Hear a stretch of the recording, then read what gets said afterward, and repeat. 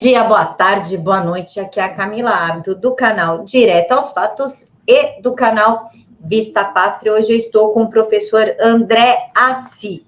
O professor André Assi Barreto é bacharel em filosofia, mestre em filosofia, faz tradução de textos filosóficos, é assessor editorial da editora Linotipo Digital e da editora Armada, dá aula no Centro Paula Souza, autor do Senso em Comum, professor no Instituto Burke e organizador do livro A Monarquia é Real, livro na qual conversaremos hoje. Professor, muito obrigada por aceitar falar conosco. Camila, obrigado pelo convite, é um prazer aí falar um pouquinho sobre os trabalhos que eu faço e especificamente sobre esse livro aí que eu acho que cumpre um papel importante nas nossas discussões políticas e de militância política, ativismo político no Brasil hoje. Obrigado pelo convite. Professor, o movimento monárquico está crescendo desde 2017, ele está começando a ganhar uma relevância. Inclusive, algumas pessoas aí têm se incomodado com o fato de nós chamarmos o Luiz Felipe de príncipe, o deputado federal, porque nós o chamamos de príncipe, tem algumas pessoas que se doem por isso. E englobando todos os fatos do movimento estar crescendo, de termos um príncipe como deputado federal, qual é a importância do livro que o senhor organizou? Olha, o título do livro, ele fala, né, em A Monarquia é Real, e como o próprio Márcio diz na abertura do livro, isso é um trocadilho com o sentido de realeza, né, associado à monarquia, mas também com o sentido de que a alternativa monárquica é real, no sentido de ser verdadeira, né, é tangível e etc. Só para contextualizar um pouquinho, eu sou altamente simpatizante da monarquia, do regime monárquico também, embora eu não me defina como um militante monarquista, né? Não me coloco dessa maneira, porque na verdade eu não sou um militante de nada, né? Eu sou um parênteses aqui, mas eu não milito no sentido comum de militância, pelo menos. Claro que a gente pode dizer que publicar um livro desse é um ato de militância intelectual, né? Você está publicando um livro que contém textos que explicam o que é a monarquia, qual a sua importância. Aliás, também, além desse parênteses, eu acho que é relevante aqui colocar um pouquinho da história do livro. Então, o livro, ele surge, o que também pode ser lido em detalhe na apresentação, mas ele surge de um contexto, evidentemente, de conversa entre monarquistas. E aí surge essa ideia, o Márcio Scansani é que está nessa conversa, eu não estava, e aí ele e as pessoas com quem ele conversou chegam, olha, por que não escrever um livro que seja uma coletânea de artigos e que trate da importância, da relevância da monarquia de diversos pontos de vista, então do ponto de vista da ciência social, da filosofia, da história, do direito, etc, etc. Então isso surge nesse determinado contexto, todo mundo concorda, o livro passa por algumas atribulações aí, alguns autores que estavam no projeto inicial e que estavam nessa conversa, que de princípio aderiram à ideia, depois acabaram não participando do resultado final, mas o livro saiu com a sua ideia original, né, por ser uma coletânea de textos tratando da monarquia e da sua importância e relevância desse ponto de vista. Então, basicamente, esse é o propósito do livro, mostrar que a monarquia é uma alternativa real para o que temos aí. Né? Se vamos virar uma monarquia amanhã, se a família real quer assumir o poder de maneira que, num contexto monárquico, né, e não entrando na política legislativa republicana, isso são outras questões, mas do ponto de vista até mais teórico, e justamente que o livro aborda, filosófico, etc., a monarquia é uma alternativa real. Né? Então, embora eu não seja um militante monarquista, eu sou altamente simpatizante, leitor, estudioso. Além desse livro, eu estou envolvido na publicação de alguns outros livros de teor monárquico também, que quem tiver interesse pode me acessar pelas redes sociais, que eu vou passar com o maior prazer. E apesar de não ser um militante, portanto, sou profundamente simpatizante. Quando houve o referendo para escolha da forma de governo, eu tinha 2 anos de idade, não poderia votar, evidentemente, mas se houvesse algo semelhante hoje, com certeza eu votaria na monarquia, né, como forma de monarquia parlamentarista, como a forma de governo para termos. Então eu acho que é isso, é basicamente isso. Agora, esses ataques, só encerrando a resposta, mas esses ataques ao Luiz Felipe, eu acho que isso daí, claro, precisa ser mencionado, precisa ser posto em conta, mas as pessoas que desferem esses ataques não são pessoas, assim, muito dignas de serem levadas a sério. Claro que é importante a gente ter isso em conta, porque são pessoas com plataforma, né? Tem plataforma e levam essa mensagem adiante. Mas são pessoas totalmente irrelevantes que desconhecem. O Luiz Felipe, o Luiz Felipe faz parte da família real, mas ele não está na linha sucessória. Então a gente chamar ele de príncipe é uma mera, porque ele faz parte da família real. Não é porque a gente vai, não é porque vai haver um golpe monarquista e a gente vai colocar o Luiz Felipe no poder e a gente já está se antecipando a isso, tratando ele como príncipe, que eu acho que é um pouco do que o pessoal que fala isso quer dizer, né? Ó, esses esquisitões autoritários querem a volta da monarquia e já estão chamando o cara de príncipe, sendo que ele não é príncipe. Bom, se ele faz parte da família real, é evidente que ele é príncipe, né? Dentro da linha ali. Agora, ele nem faz parte da linha sucessória de poder. Então, assim, só para pontuar, né? As pessoas que dizem isso são as mesmas pessoas que chamam todo mundo de fascista, né? Então, todo mundo que tiver 1 milímetro à direita de Stalin é fascista. Então, não dá para levar muito a sério, além do ponto de vista técnico-teórico, né? Só do ponto de vista de serem malucos, aberrações com plataforma. Mas, a despeito disso, acho que é muito mais importante aí a gente discutir a monarquia como uma alternativa real de poder. Professor, como eu adoro um babado, e o senhor ainda está fazendo o novo livro, do que seria o novo livro, do que trata, quando é que vai ser lançado? Conta aí um pouquinho do novo livro.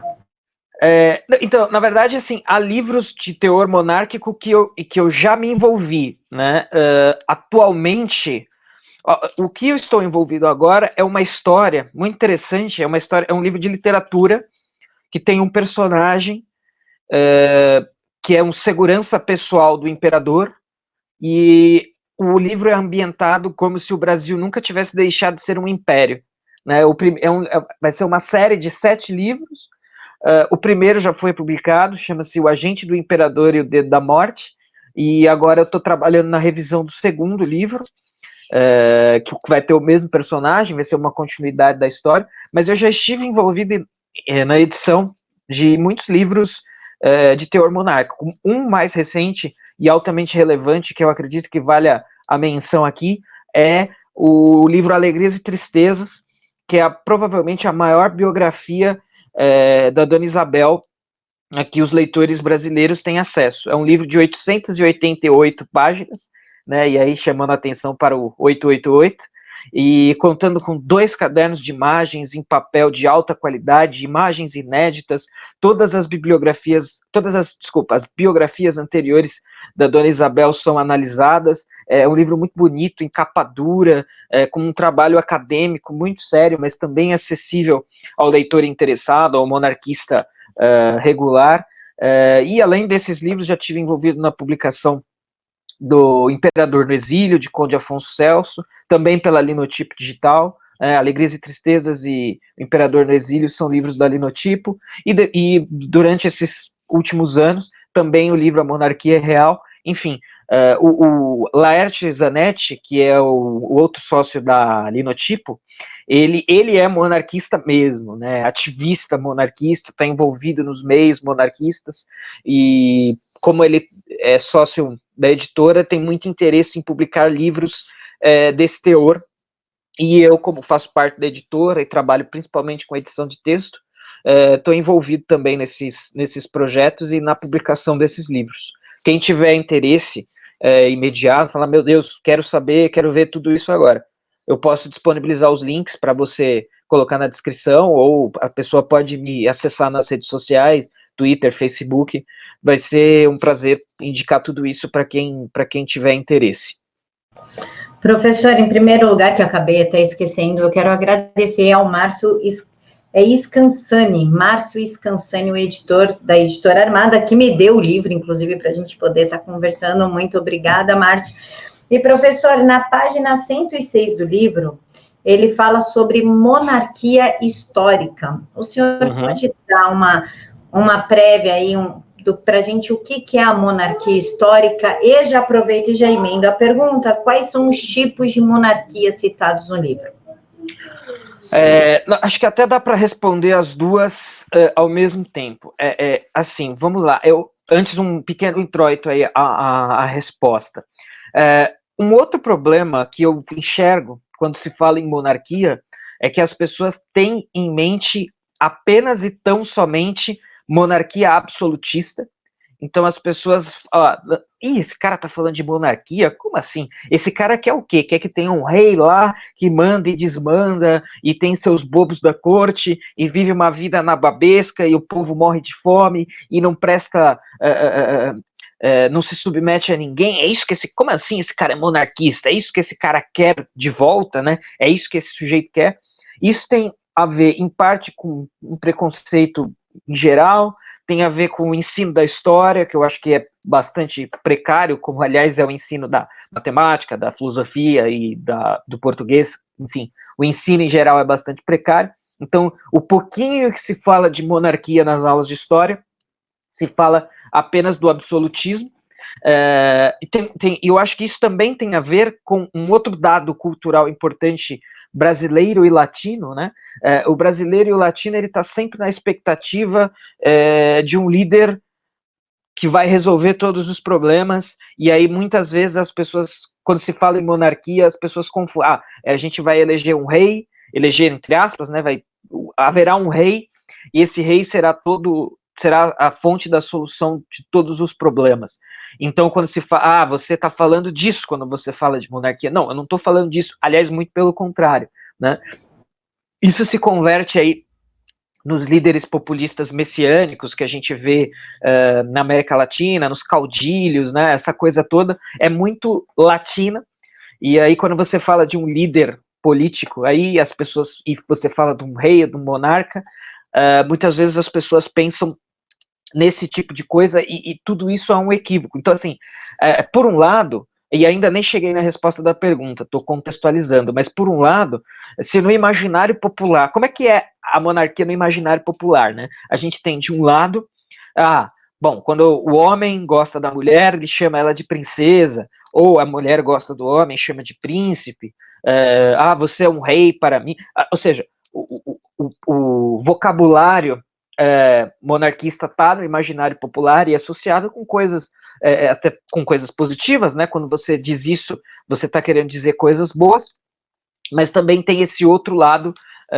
do imaginário popular que está totalmente equivocado a respeito da monarquia, e tudo isso leva a não compreender algo como o que é a monarquia histórica, o que é a monarquia parlamentar, a monarquia constitucional e a monarquia absolutista que existiu, mas eu não conheço nenhum monarquista absolutista, né? Eu não conheço ninguém que proponha, olha, eu acho que a gente tinha que derrubar todas as instituições de governo, eleger um monarca, um rei absolutista e acabou, né? E eu não conheço ninguém que proponha isso com seriedade, mas tem a minha experiência com isso é que as pessoas pensam nisso quando se fala, muitas vezes, muitas pessoas, o senso comum aí, entre aspas, das pessoas associa a monarquia com esse tipo de coisa. E aí isso leva, portanto, a responder a pergunta o que é a monarquia histórica, né? Então eu separei aqui, eu não vou fazer leitura, evidentemente, eu separei alguns trechinhos aqui só para fomentar essa parte do texto. Foi redigida pelo José Loredo, que também é editor, né, editor da Resistência Cultural, também publica livros de temática monarquista, e é muito, né, um sujeito aí muito importante também lá no Nordeste, do Maranhão, né, São Luís do Maranhão, a Resistência Cultural, e o Nordeste tem um movimento monarquista muito forte, muito ativo e muito, assim, intelectualizado, muito inteligente. Todo tipo de lançamento de livro, de projeto cultural relacionado à monarquia, acaba passando por lá, seja porque saiu de lá ou porque vai chegar lá, porque é um polo monarquista bastante importante, né? Então, na página 106, como você bem disse, do artigo do José Loredo, fala-se da monarquia histórica. O que é a monarquia histórica? Então, a monarquia histórica, ela é uma junção da monarquia parlamentar com a monarquia orgânica. Então, precisa de uma contextualização um pouco grande aqui, e eu vou recorrer a uma outra referência teórica para falar. Mas qual que é a importância disso? Quando a gente fala, a monarquia histórica é a resposta precisa, técnica, coerente, para o sujeito que acha que monarquia é só monarquia absolutista, que ou seja, é o rei todo-poderoso, que não presta contas a ninguém, faz o que quer, vive uma vida nababesca e o povo na miséria, e dane-se tudo, ninguém pode fazer nada. Essa ideia, a ideia de que a monarquia é isso, é uma ideia muito equivocada, e a monarquia histórica é uma das possibilidades de monarquia e que não envolve isso. E, na verdade, a monarquia, muitas vezes, ela é mais democrática que a república, né? E a monarquia, não existe uma contradição entre monarquia e democracia, né? Então é até dito aqui pelo José Loredo uma coisa bastante interessante, que ele diz o seguinte: se a melhor monarquia, conforme a doutrina aristotélico-tomista, é atemperada por elementos aristocráticos e democráticos, chamada, portanto, de mista, então, ou seja, desde a definição da ideia do que é a monarquia, elementos democráticos estão envolvidos nisso, né? Então, essa ideia do monarca absolutista, ela nunca foi uma coisa necessária, definidora do caráter da monarquia, né? E a monarquia histórica é uma vertente monárquica que traz em si essa abertura, né? Para que o poder seja concedido aí, né, que o poder não esteja limitado. Na verdade, uma coisa, o Estado, as pessoas confundem, por incrível que pareça, monarquia com o Estado moderno, né? O Estado moderno é extremamente centralizador, todas as decisões estão nele, e as pessoas acham que a monarquia é isso. Então, na verdade, um regime monárquico, algumas vertentes de regime monárquico são muito mais democráticas que a própria democracia instalada no Estado moderno, onde você tem uma coisa burocrática, centralizadora, em que as pessoas nunca são ouvidas. Eu não posso me furtar a mencionar também.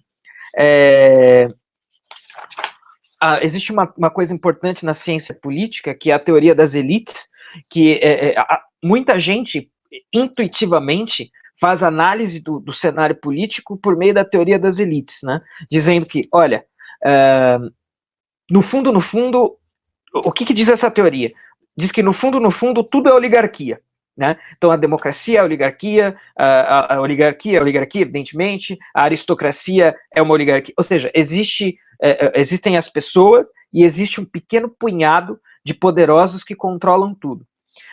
E me parece, claro, essa não é uma teoria mais mainstream na ciência política, mas a objeção, se alguém me perguntasse qual é o regime político mais contrário a essa hipótese, então vamos supor que a teoria elitista esteja correta.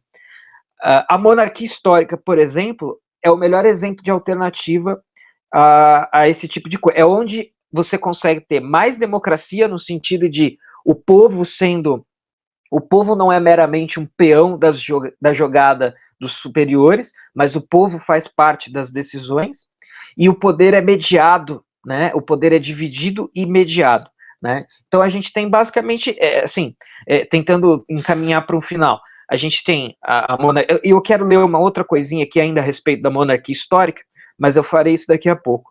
Então a gente tem a monarquia absolutista, que na minha visão é o clichê de imagem que as pessoas têm da monarquia, onde o monarca é absolutista e manda e desmanda.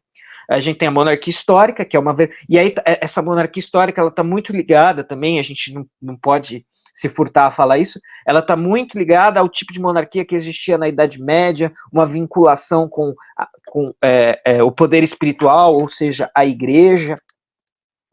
Isso não podemos deixar de mencionar. A gente tem a monarquia parlamentar constitucional, que eu acho que o exemplo mais evidente que as pessoas associam é o Reino Unido. Depois tem alguns exemplos interessantes para a gente pensar como uma monarquia parlamentar constitucional poderia ser a solução para diversos problemas do Brasil, onde aí também é um elemento de como você coaduna, né, como você conjuga monarquia com democracia. Então, esses tipos, digamos, né, essas variações de regime monárquico, todas são mencionadas no livro e são aí bastante importantes e relevantes. Eu ainda quero fazer uma outra leitura breve aqui, acho que esse tipo de vídeo não é propício a leituras, mas eu tenho aqui uma obra chamada Dicionário de Política, do José Pedro Galvão de Souza, é um dos principais teóricos do tradicionalismo brasileiro, e é tradicionalismo num certo sentido, não é tradicionalismo talvez no sentido mais imediato que as pessoas vão pensar, mas isso também não vem ao caso agora. Nesse dicionário, quem tiver interesse, quem tiver esse dicionário, ou tiver interesse em adquiri-lo, pode buscar o verbete, o que no livro é chamado de monarquia histórica, o Galvão chama de monarquia tradicional. Né? Então eu vou ler aqui as primeiras linhas, só a título de curiosidade, até como uma síntese de tudo que eu falei.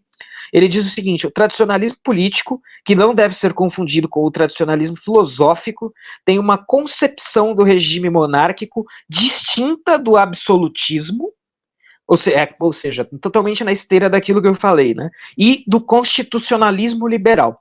Então, a monarquia histórica, a monarquia tradicional, é aquilo que não é o absolutismo e não é o mero constitucionalismo liberal. Isso é uma questão importante também, porque como o Brasil está vivendo uma efervescência política, não apenas na política eleitoral em si, mas do aspecto ideológico também, né? Então, uma monarquia crescendo, diversos grupos de militância liberal crescendo, enfim, diversos pontos de não esquerda no espectro político brasileiro estão ganhando força. E muitas vezes as pessoas confundem, e principalmente quem está, é aquilo que eu falei, né? Para quem está na extrema esquerda, qualquer coisa que esteja 1 milímetro à sua direita é fascismo e é tudo a mesma coisa. Liberal é fascista, monarquista é fascista, conservador é fascista, social-democrata é fascista, todo mundo é fascista. Então a gente tem que tomar um pouco de cuidado com isso, porque a coisa, quando a gente, aquilo que eu falei, né? Quando a gente volta para o pé no chão, e para o estudo técnico da coisa,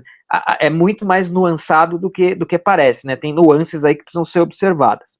Então, a monarquia histórica, a monarquia tradicional, ela é diferente do absolutismo e do constitucionalismo liberal, né? Ela estaria, diria eu, no meio dessas duas coisas.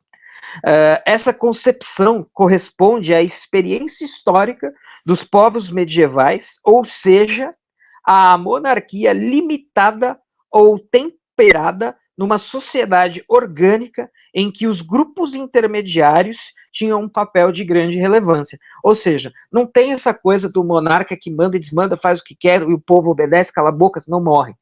Né? Não existe, assim, ou pelo menos se isso existiu exatamente dessa maneira caricatural, é uma coisa muito específica. Né? Existem diversas coisas no meio para colocar isso em nuances, né? E que é importante mencionar. Então, a monarquia histórica seria mais ou menos isso, e é muito importante. Então, veja, a ideia de divisão de poderes, né, de dividir poderes, já está aí.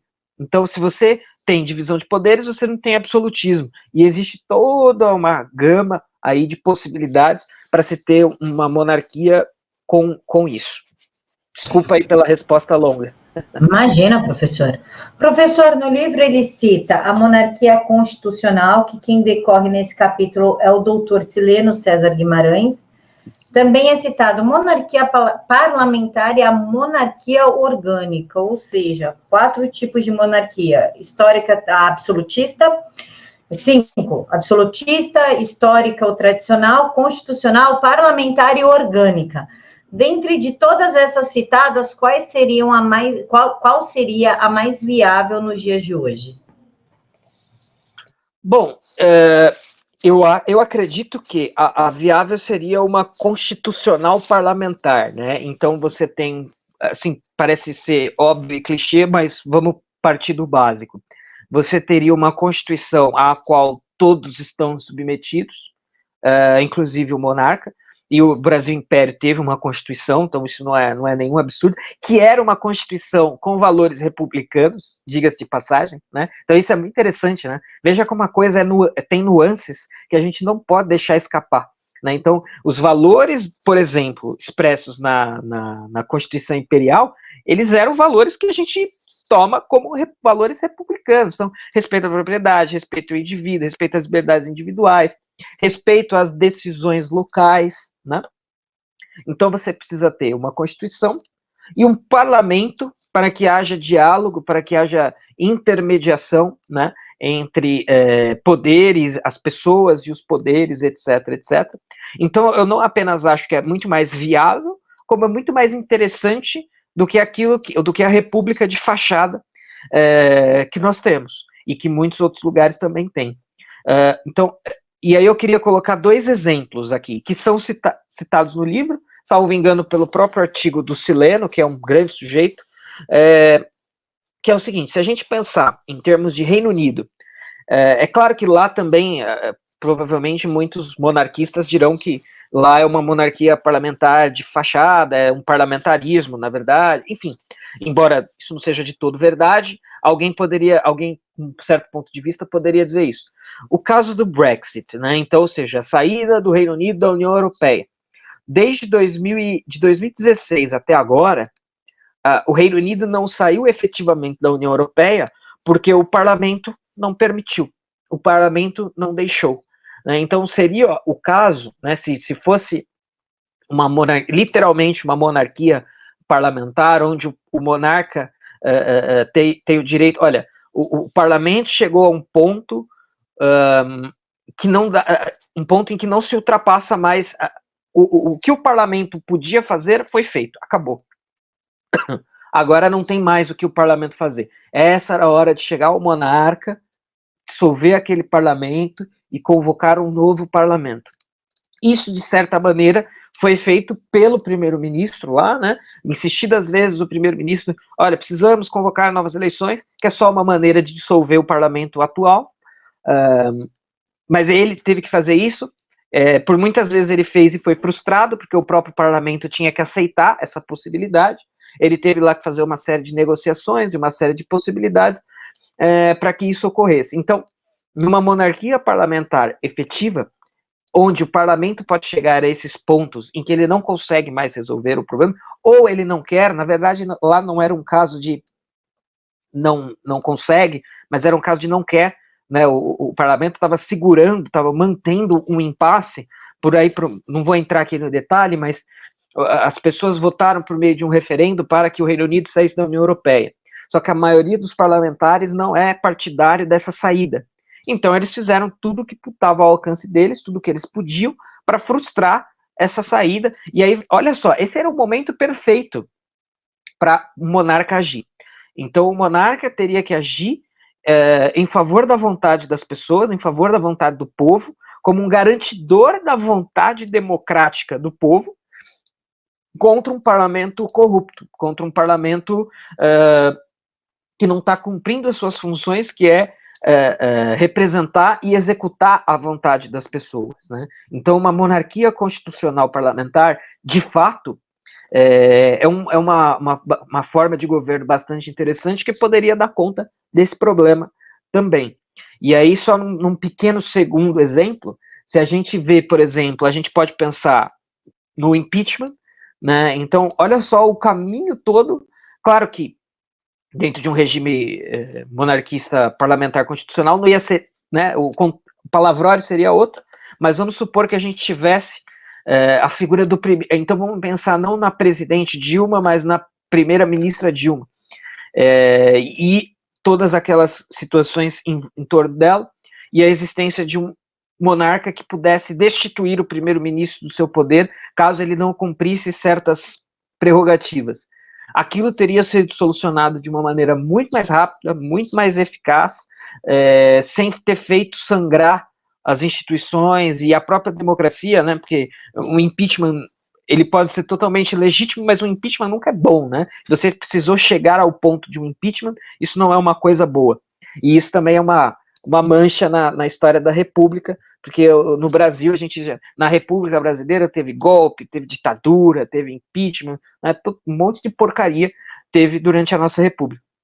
Mas um caso como esse, né, então, guardadas aí as semelhanças e diferenças, uma situação como aquela, numa monarquia constitucional parlamentar, poderia ter sido resolvida de uma maneira muito mais rápida e muito menos desgastante para as instituições e para as pessoas, né, que queriam remover o líder, mas elas não podiam, isso dependia de um parlamento, e aí toda aquela movimentação que a gente se viu, a possibilidade dos parlamentares todos serem subornados e, por mais justa que fosse a causa, não ter praticado o impeachment, enfim, tudo isso são questões que, por exemplo, poderiam ser resolvidas muito melhor dentro de um regime, dentro de um esquema de uma monarquia parlamentar constitucional.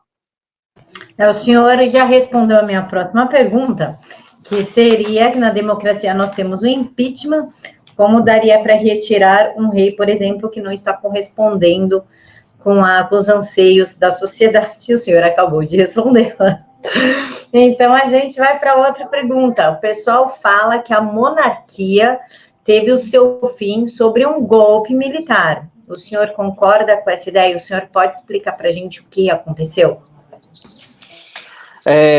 Na verdade, até assim, de maneira até um tanto quanto surpreendente, muitos não monarquistas concordam e admitem isso, né?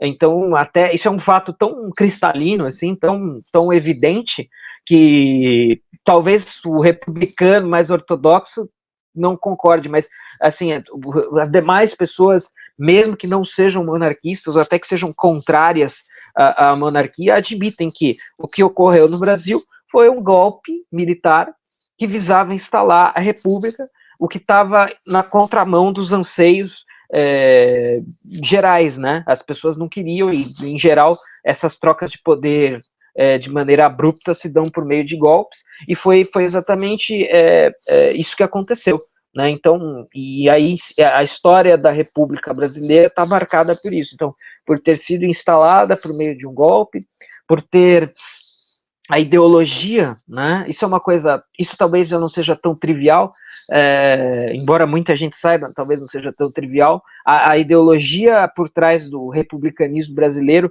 era o positivismo, né? E o positivismo, ele é uma doutrina muito nefasta, muito perniciosa. Os pressupostos do positivismo, eles são muito eles não têm muito a ver com quase nada, aliás, né? Inclusive é curioso que o criador do positivismo, Auguste Comte, é um francês, e o positivismo deu muito mais certo no Brasil do que na França de Comte, né? Então, isso que, aliás, é uma característica brasileira também, né? A gente adora importar lixo ideológico que não dá certo em lugar nenhum e tenta implementar aqui, mas para contextualizar melhor, muito dessa visão, das visões que nós temos no Brasil hoje, o positivismo ainda tem uma certa influência no Brasil hoje, né? Então a ideia, o clichê óbvio o slogan ordem e progresso, que consta na bandeira, mas o positivismo, na verdade, politicamente, ele se coloca como uma ideologia tecnocrática e que fala, olha, se você implementar as coisas apenas do ponto de vista técnico, você vai se inserir na marcha inexorável do progresso da história. A história progride e você só precisa se inserir nessa marcha para que você progrida também. E aí a gente até já consegue vislumbrar, não todos, mas alguns dos motivos para se justificar um golpe, né? Olha, não, a gente só está se encaixando no mundo moderno, a gente só está se encaixando nas coisas tal como elas devem ser, no avanço, no progresso, né? Para isso a gente precisa virar uma república, a gente precisa se inserir em certos contextos e aderir a certas ideias que dentro de um regime monárquico não vai ser possível. Então, por que não instalar uma república? Ah, mas não tem clima para instalar uma república. Não tem problema. A gente articula um golpe e instala uma república. Mas, assim, então, de fato, foi golpe. Até foi interessante, no último 15 de novembro, saiu uma matéria na BBC, que é um órgão totalmente progressista de mídia, né? Principalmente a BBC Brasil, a BBC, a matriz também, mas a Brasil acho que é um pouco pior ainda, mas o título da matéria era por que quase todos os historiadores concordam que a República Brasileira nasceu de um golpe, né? Então, é um fato assim, bastante consolidado e aceito por monarquistas, evidentemente, mas por não monarquistas também. A República Brasileira é fruto de um golpe, e eu acho muito difícil que alguém olhe em retrospectiva para a República Brasileira, né, conforme eu já mencionei, e veja a República Brasileira foi e é extremamente instável do ponto de vista político, né? Então a gente já teve todo tipo, tivemos experimentos autoritários quase fascistas, tivemos experimentos autoritários militares, tivemos, e depois na redemocratização também, agora vai dar certo. E aí a gente teve impeachment, a gente teve corrupção em escala intergaláctica, a gente teve outro impeachment. Então, assim, a história da República Brasileira é manchada por coisas aí que eu acho que, por mais republicano que o sujeito seja, ele não se orgulha. Professor, qual a probabilidade da monarquia voltar a imperar no Brasil, a dominar os poderes brasileiros? Certo. Agora eu vou falar uma coisa bastante herética. Acho que o pessoal monarquista provavelmente vai me odiar. Então, assim, a probabilidade é bem, bem pequena, né? Mas não apenas pelas razões óbvias, né? De que não vai ter essa abertura, de que né, talvez as pessoas já tenham. Porque a gente tem que ter um pouco de senso de realidade também. O senso comum tem aquela imagem que eu falei a respeito da monarquia. Mas eu acho que a maioria das pessoas sequer sabe ou sequer se importa com o que é uma monarquia, então teria que ter todo um trabalho aí de explicação e convencimento para que essa abertura fosse dada e as pessoas optassem pela instalação de uma monarquia. E assim, eu sou um grande admirador da família real, estou em eventos em que eles estão, Dom Bertrand, etc., os cumprimento, faço tietagem, adoro, mas não me parece que exista de forma consistente, né? Então talvez eu esteja equivocado, só estou aqui expressando a minha percepção, porque afinal sou eu que estou falando. Eu não vejo uma vontade consistente da família real brasileira de retornar ao poder, né? Então o movimento monarquista cresce, coloca-se questões e assuntos e pontos relevantes, importantes, mas eu não vejo aí uma movimentação nesse sentido. Me parece mais que existe uma vontade de que sejam agentes culturais, né, o que é uma coisa que eu venho visualizando e está acontecendo, e eu acho positivo. Então, ou seja, né, Dom Bertrand tem livros sobre ambientalismo, Dom Bertrand estava no CIPEC, eu estava lá também, falando sobre uma série de coisas. Então, assim, mas veja, falando sobre ambientalismo, falando sobre religião, falando sobre uma série de coisas que me parece que fazem dele muito mais um agente cultural do que alguém que deseja ou desejaria retornar ao poder. Então, assim, eu não vejo por parte além das razões óbvias, né, da aceitação e do conhecimento, não me parece, não vejo nenhuma movimentação consistente. E por que eu estou usando essa expressão? Porque quando eu falo movimentação consistente, não basta né? Não basta eu estou falando consistente, ou seja, da família real, realmente, não é expressa em uma pessoa, mas da família real como um todo, de serem, eu costumo brincar, e talvez mais uma vez os monarquistas fiquem bravos comigo, mas assim, os monarquistas me parecem, os ativistas monarquistas me parecem mais monarquistas que a própria família real, né? Então, até onde isso é verdade, veja, eu não estou aqui batendo o martelo e falando que é assim, falando que eu tenho essa percepção, e se a gente vai falar de retorno à monarquia, seria indispensável aí que a família real tivesse na linha de frente da possibilidade de retomar o poder, de ter um projeto de Brasil e etc, etc. Essa é a minha análise, minha visão, eu não vejo isso. Então, por essas duas razões, eu acho que a probabilidade do retorno da monarquia é bem pequena, pelo menos aí no curto, médio prazo. Agora, com a ascensão desses movimentos, talvez essas coisas todas vão entrando numa escalada, e no médio prazo isso seja uma possibilidade viável mais para frente, mas não acredito no curto, médio prazo, não. Professor, na página 116, o livro ele tem um capítulo chamado Um Chamado ao Bom Combatente, inclusive ele fala sobre a nova direita. O senhor poderia decorrer um pouquinho sobre desse capítulo para a gente explicar o que ele quis dizer com esse chamado do bom combatente? Eu acho que, então, aí a gente tem várias questões envolvidas. Eu não vou lembrar aqui exatamente, mas o teor, basicamente, ele está falando do seguinte: esse capítulo ele se reporta, em linhas gerais, é aquilo que eu falei dos espectros de não esquerda que surgiram no debate político brasileiro nos anos recentes, né? E aí convencionou-se a usar esse termo, essa expressão nova direita, que particularmente é um termo que eu não gosto. Você é da nova direita, o que você acha da nova direita? Eu não gosto muito desse termo. Mas enfim, isso também não vem ao caso, não é o ponto do debate aqui hoje. Mas qual que é o ponto? Dentro desse guarda-chuva de coisas, aquela efervescência ideológica que eu falei há alguns minutos atrás, que surgiu no Brasil há algum tempo. Então, liberais, movimento liberal. Então, assim, se o movimento monarquista cresceu muito, e eu acho que cresceu para melhor, assim, em escala gigantesca, né? Em alcance, em marketing, em rostos que são a cara do movimento monarquista.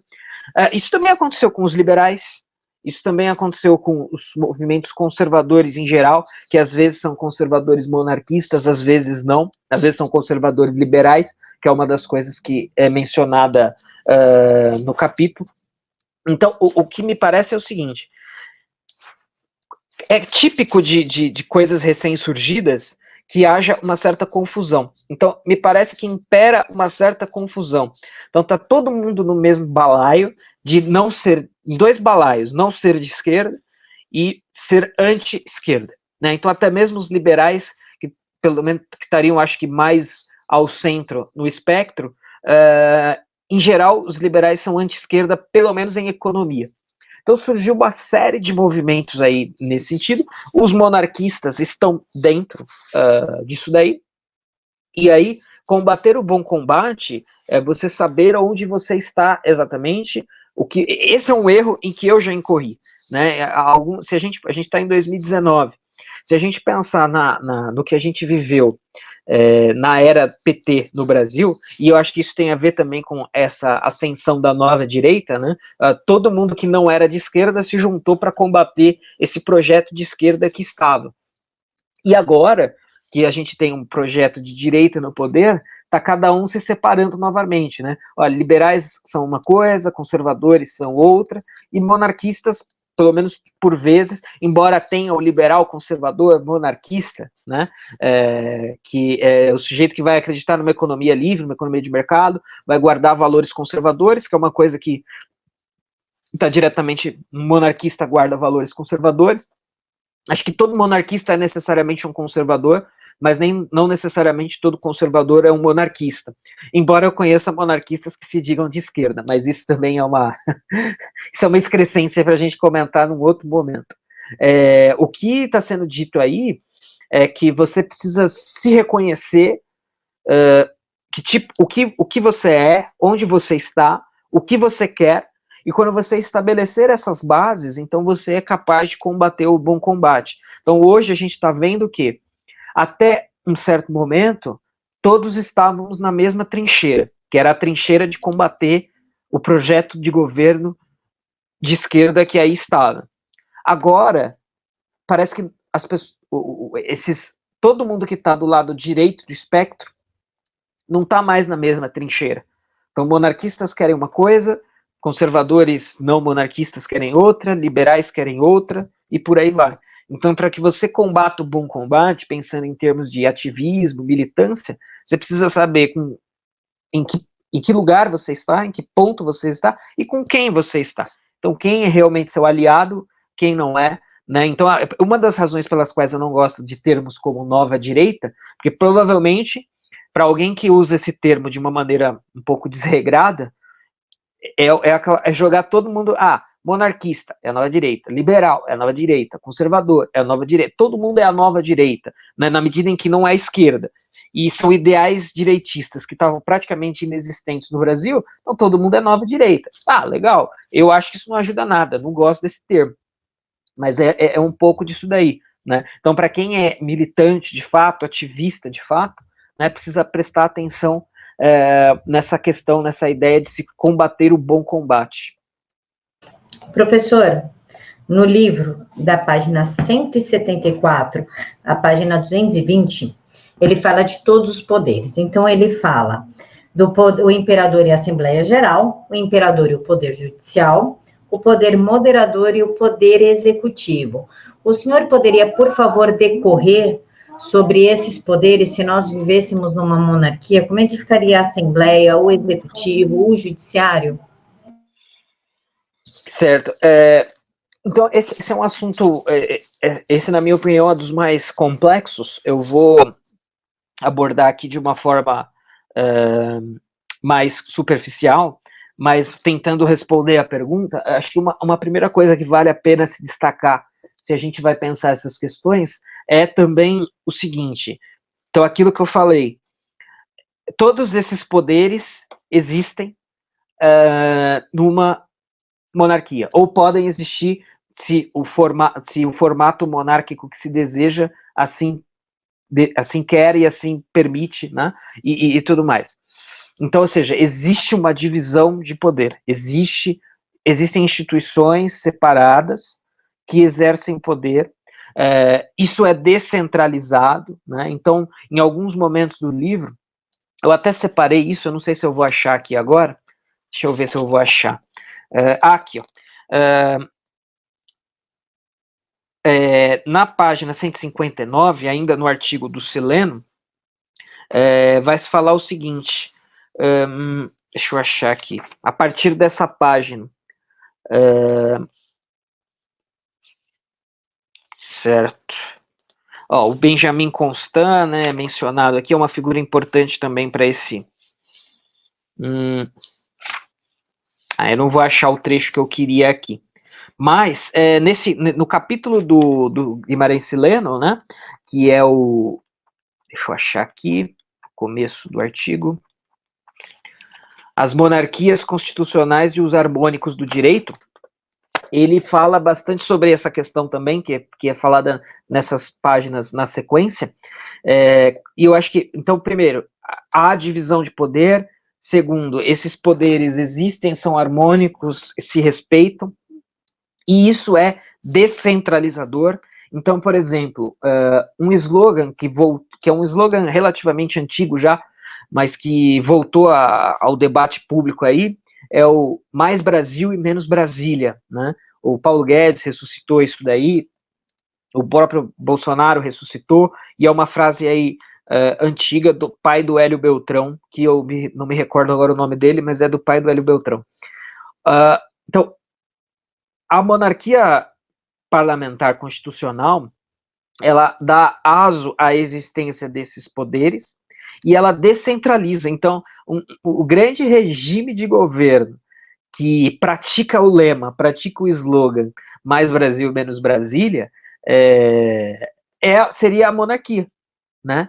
Porque o monarca dividiria o poder com pequenas autarquias, seria algo, vejam, estou cometendo aqui uma heresia, mas é só para ilustrar, estaria incluso nesse pacote uma espécie de municipalismo, né? Então não tem essa coisa do o monarca que vai exercer o poder absoluto de maneira autoritária e sem prestar contas. Não, ele vai, pelo contrário, o que parece ser uma figura centralizadora do poder, na verdade parece ser uma figura centralizadora, na verdade é uma figura descentralizadora, porque tem esses poderes que você citou, e ele vai, então o monarca, ele vai ser o monarca, evidentemente, e ele vai guardar para si a função de poder moderador, né, que aí eu acho que é a grande questão importante, é algo que se fala muito também quando se cita Dom Pedro II, né, como alguém que exerceu o poder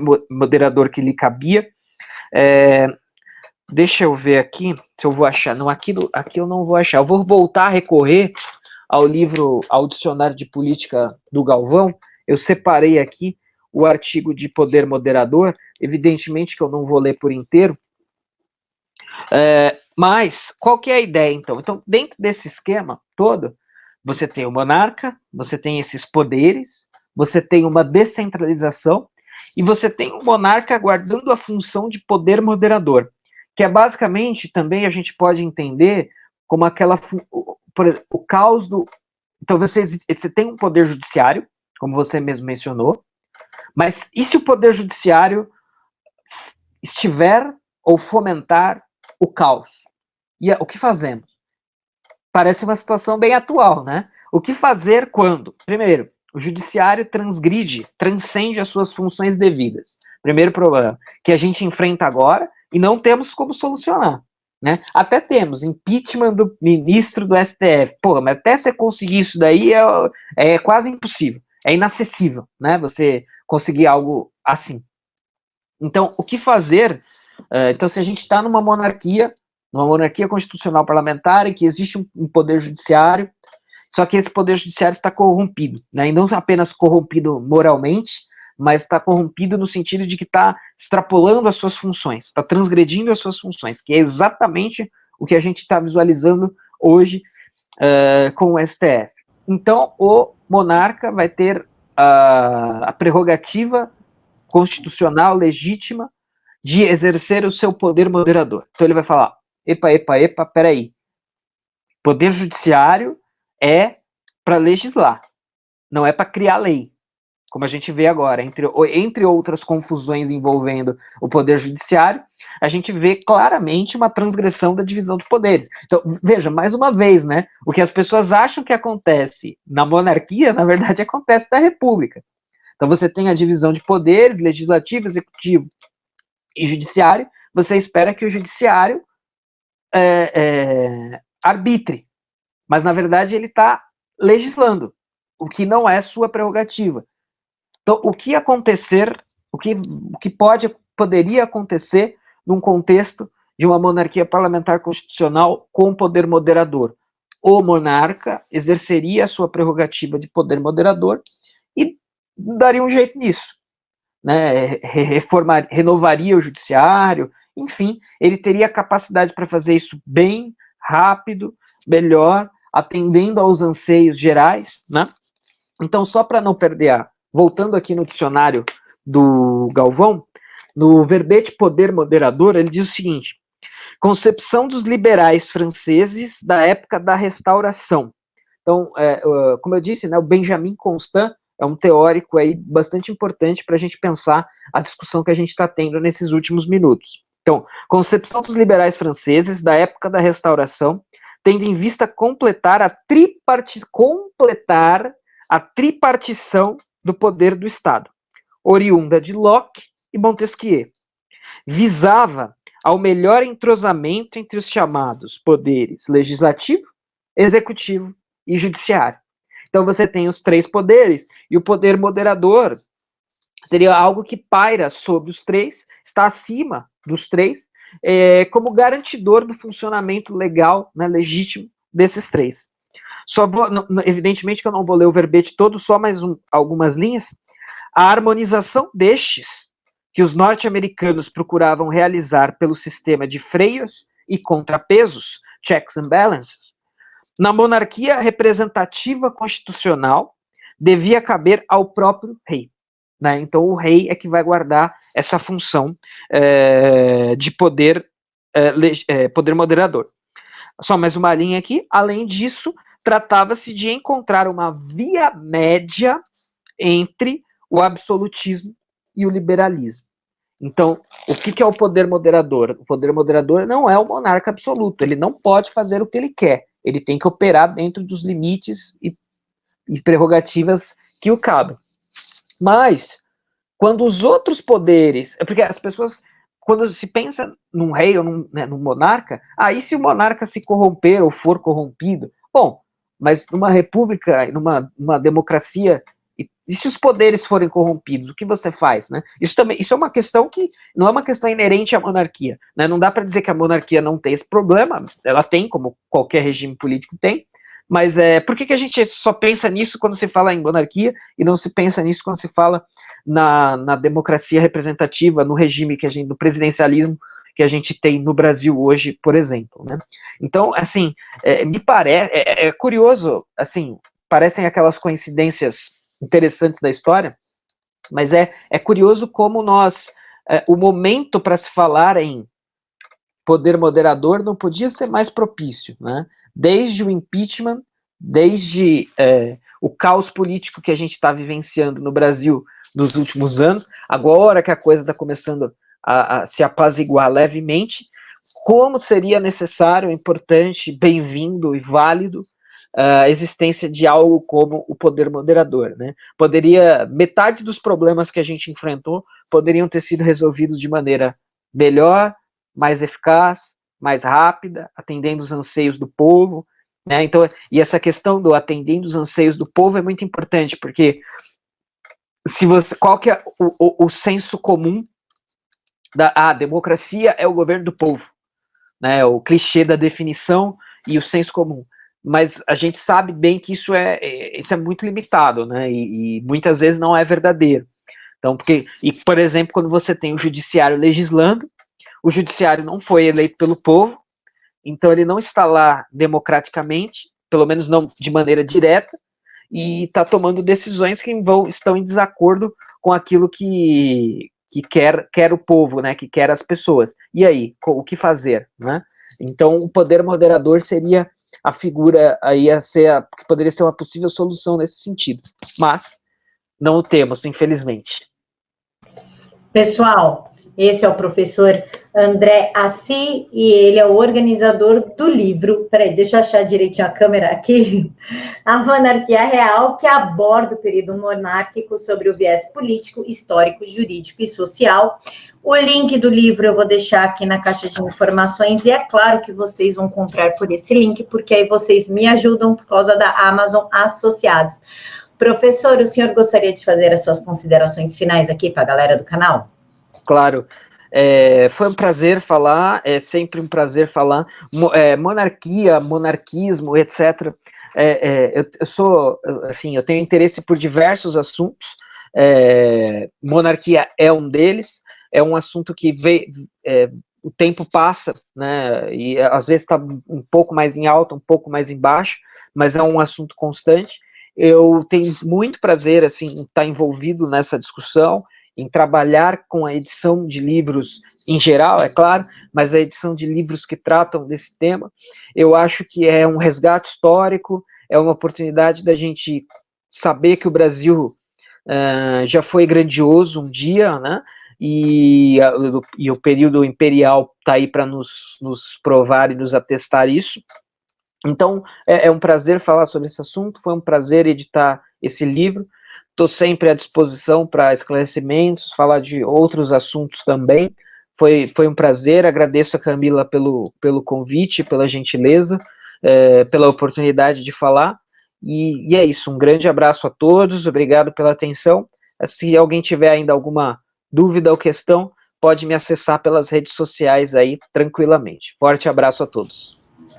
Pessoal, as redes sociais do professor também está aqui na caixa de informações, é só clicar e seguir. Eu sigo ele pelo Twitter, que é a rede social que eu mais uso, e onde ele posta assim, coisas bem interessantes, então vale a pena acompanhar. Lembrando que o professor é do Instituto Burke e do Senso em Comum também, então realmente vale a pena acompanhar o professor.